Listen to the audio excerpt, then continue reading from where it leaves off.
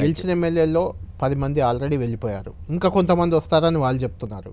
అంటే మీరు గతంలో వాళ్ళే తిరిగి వస్తామంటే మేము తీసుకునే పరిస్థితి లేదు. పోయిన 10 మందే ఎందుకు పోయినాంరా నాయన అని బాధపడుతున్నారు. ప్రజలు తీవ్ర ఆగ్రహంగా ఉన్న విషయాన్ని వాళ్ళు గ్రహించారు. వెళ్ళిన ఎమ్మెల్యేల్లో తిరిగి మా దగ్గరికి రావడానికి చాలామంది సిద్ధంగా ఉన్నారు. పార్టీ నిర్ణయం తీసుకుంటే, కేసీఆర్ గారు నిర్ణయం తీసుకుంటే యూ విల్ సీ దట్. అంటే మీరు గతంలో ఫిరాయింపులను ప్రోత్సహించారు. ఇప్పుడు వాళ్ళు వెళ్ళిపోతే కాంగ్రెస్ తీసుకుంటే తప్పు పడుతున్నారు. ఆనాటి పరిస్థితులు వేరు, నేటి పరిస్థితులు వేరు. నాడు మెర్జర్ జరిగింది. అది మెర్జర్ అనేది కాన్స్టిట్యూషన్ పర్మిట్ చేస్తుంది. 2/3 ఎమ్మెల్యేలు వస్తే మెర్జ్ చేసుకోవచ్చని రాజ్యాంగమే అలో చేసింది. ఈరోజు జరిగింది మెర్జర్ కాదు, ఈరోజు జరిగింది ఎమ్మెల్యేల కొనుగోలు. ఒత్తి పలుకులు పలకడం తప్ప కొత్తగా చెప్పింది ఏమీ లేదు. ఏ ఒక కొత్త సంక్షేమ పథకం కానీ ఏది కూడా లేదు. వెరసి ఇష్యూ యాజ్ ఏ హోల్. దురదృష్టం ఏంటంటే, చాలా బ్యాడ్ లక్ ఏంటంటే, మేము కూడా ప్రభుత్వం ఏర్పడిన తర్వాత సమయం వాళ్ళకి ఇవ్వాలని మేము అనుకున్నాం. నేను కూడా శాసనసభకు పెద్దగా రాలేదు. కానీ ఈరోజు బడ్జెట్ చూస్తే ఏ ఒక్క పాలసీ ఫార్ములేషన్ జరగలేదు. రాష్ట్రానికి సంబంధించినటువంటి ఏ ఒక్క విషయంలో కూడా ఈ అర్బక ప్రభుత్వం ఇప్పటి వరకు పాలసీ ఫార్ములేషనే చేసినట్టుగా కనపడతలేదు. దివ్యాంగులు, వితంతువులు, ఒంటరి మహిళలు, నేతన్నలు, గీతన్నలు తదితర 44 లక్షల మంది నిరుపేదల ఆశల్ని ఈ బట్టి గారి బడ్జెట్ అడి ఆశలు చేసింది అని చెప్పి నేను చెప్పక తప్పడం లేదు అధ్యక్ష. మన ముఖ్యమంత్రి గారు కూడా మంచి వక్త, మంచి కళాకారుడు అధ్యక్ష. ఎన్నికల ముందు పల్లె పల్లెన తిరుగుతూ ఎంతో నాటకీయంగా, డ్రామాటిక్గా వారు చెప్పిన మాటలు ఒక్కసారి గుర్తు చేయదలుచుకున్న అధ్యక్ష. వచ్చే నెల డిసెంబర్ 9 నాడు ఇందిరమ్మ రాజ్యం వస్తుంది. 2000 కాదు 4000 పింఛన్ వస్తుంది. ఇంకేమన్నాడు అధ్యక్ష? మన్మడొచ్చి కాళ్ళు ఒత్తుతాడు, పెట్రోల్ కోసం 500 1000 అడుక్కుంటాడవ్వా అన్నాడు అధ్యక్ష.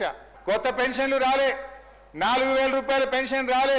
కానీ 1,00,000 మందికి పెన్షన్లు మాత్రం కోత మాత్రం పడ్డది అధ్యక్ష.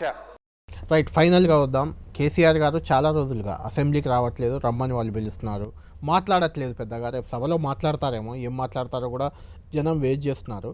అయితే కనీసం మీ పార్టీకి సరే ఫ్లోర్ లీడర్గా, ప్రతిపక్ష నేతగా కేసీఆర్ ఉంటే డిప్యూటీ ఫ్లోర్ లీడర్ నియామకం కూడా చేసుకోలేని పరిస్థితి. 1.5 ఒక ప్రతిపక్ష పార్టీగా. అదే సమయంలో హరీష్ రావు గారిని కొంచెం సైడ్ చేశారు, పక్కన పెట్టారు. వరంగల్ సభకు కూడా మీరు దూరంగా ఉన్నట్లే కనిపిస్తుంది.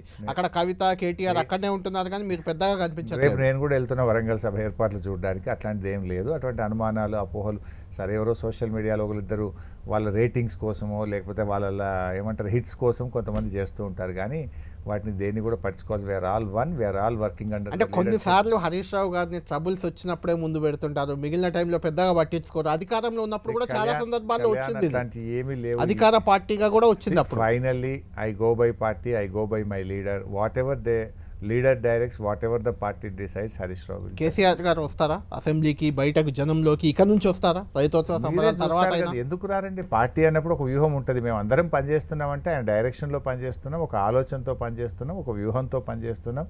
మీరే ఇప్పుడు రోజు కేసీఆర్ గారు బయటకు వస్తే మేము మాట్లాడితేనే అరే ఆయన పని చేయనిస్తలేరు, ఏంది పోయి ఊకి ఎంబడబడుతుండ్రు అంటారు. మళ్ళీ కేసీఆర్ గారు వస్తే ఇంత పెద్ద సీనియర్ మనిషి 10 ఏళ్ళు ముఖ్యమంత్రి చేసిండు, ఆయన కొన్ని రోజులు పని చేయనియారా అని మీరే అంటారు. రాకపోతే రాలేదంటారు, వస్తేనేమో ఊకి ఎంబడబడతారా అంటారు. ఇది రెండు మీరే అంటే ఎట్లాంటి కళ్యాణ్? ఈ రైతోత్సవ వేడుకల తర్వాత బీఆర్ఎస్ పార్టీ ఏ రకంగా ముందుకు పోబోతుంది, ఏ రకంగా ఏ రకంగా వెళ్ళినా ప్రజల పక్షం, ప్రజల కోసం, తెలంగాణ మేలు కోసం, తెలంగాణ అభివృద్ధి కోసం, తెలంగాణ సంక్షేమం కోసం, తెలంగాణ ప్రజల మేలు కోసం పోతుంది. మీ కేసీఆర్ తర్వాత సెకండ్ పొజిషన్ కోసం పోటీ ఉందా మీ కుటుంబంలో, పార్టీలో? There is no such discussion is happening in this party.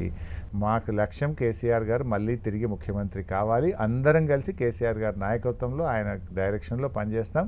మళ్ళీ మా ప్రభుత్వం రావాలి, మళ్ళీ కేసీఆర్ గారు ముఖ్యమంత్రి. హరీష్ గారు, కేటీఆర్ గారు కూడా ఇదే మాట చెప్పారు, మీరు ఇదే చెప్పారు, మళ్ళీ కేసీఆర్ను ముఖ్యమంత్రి చేయడమే లక్ష్యం అని.